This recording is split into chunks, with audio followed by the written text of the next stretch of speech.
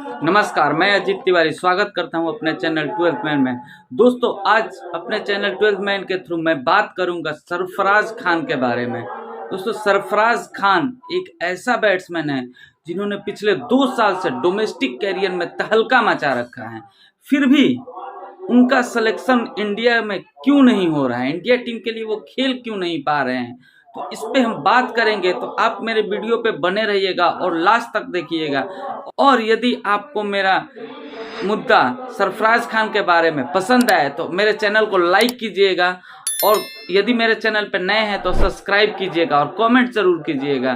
तो शुरू करते हैं सरफराज खान की कैरियर को लेकर के, वो कहां से चालू किया। तो सरफराज खान एक ऐसे बैट्समैन हैं जिन्होंने अपने स्कूल कैरियर में ही सचिन तेंदुलकर के रिकॉर्ड को तोड़ा था और वो 400 रन बनाए। उसके बाद और उनके पेरेंट्स ने उनको बैक किया और उनको लगा कि ये मेरा लड़का कुछ कर सकता है क्रिकेट में, टीम के लिए, टीम इंडिया के लिए कुछ कर सकता है।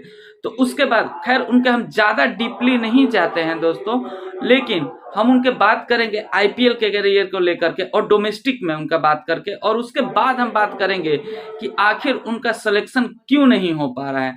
तो शुरू करते हैं। तो दोस्तों, वो शुरू किया था, उन्होंने आईपीएल सीजन शुरू किया था दिल्ली कैपिटल के लिए। दिल्ली कैपिटल के लिए उन्होंने खेला। उसके बाद किंग्स 11 पंजाब के लिए उन्होंने खेला, और किंग्स 11 पंजाब के बाद वो फिर आए रॉयल चैलेंजर बेंगलोर में। उसके पहले एमआई के लिए भी उन्होंने खेला, लेकिन रॉयल चैलेंजर बेंगलोर में आकर के वो एक फिनिशर बन गए।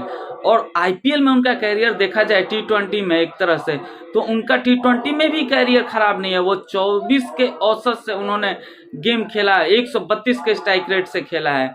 लेकिन वो इस तरह से देखा जाए तो वो फिनिशर के रोल में आईपीएल में आते हैं। वो रॉयल चैलेंजर के लिए ज्यादातर यदि देखा जाए तो मैच को फिनिश करते हैं। तो वहां पे यदि एज ए फिनिशर आपका 24 का औसत है और 132 का स्ट्राइक रेट है, तो टी20 में भी उनका बुरा नहीं है।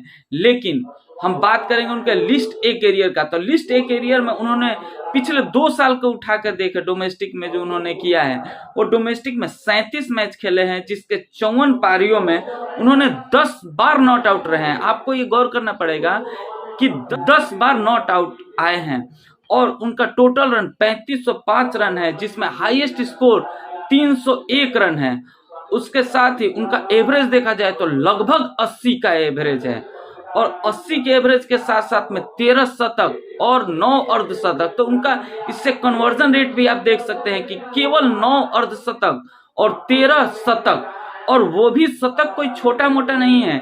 आप उनके कैरियर को उठा के देखिएगा तो लगभग वो 13 शतक में 4 से 5 ऐसा इनिंग है जिसमें उन्होंने 150 से ज्यादा रन बनाए हैं। उन्होंने किसी मैच में 165, किसी मैच में 175, तो किसी मैच में 172, 125 ऐसे उन्होंने रन किया है।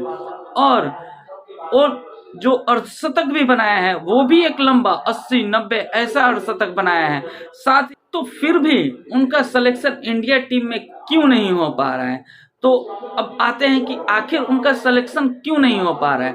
तो मेरा मानना है कि यदि उनका सिलेक्शन का 2 ही रीजन है जो इंडिया टीम में उनका सिलेक्शन नहीं हो पाया। पहला, उनका फिटनेस।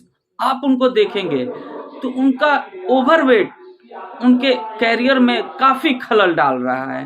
वो ओवरवेट होने के कारण इंडिया टीम में जगह नहीं बना पा रहे हैं, और ओवरवेट के कारण दूसरा कारण बन जाता है फील्डिंग। दोस्तों, उनका आप कैरियर देखिएगा तो आज तक उनके लिस्ट ए कैरियर में या फर्स्ट क्लास कैरियर में वो उन्होंने आज तक एक भी रन आउट नहीं किया है।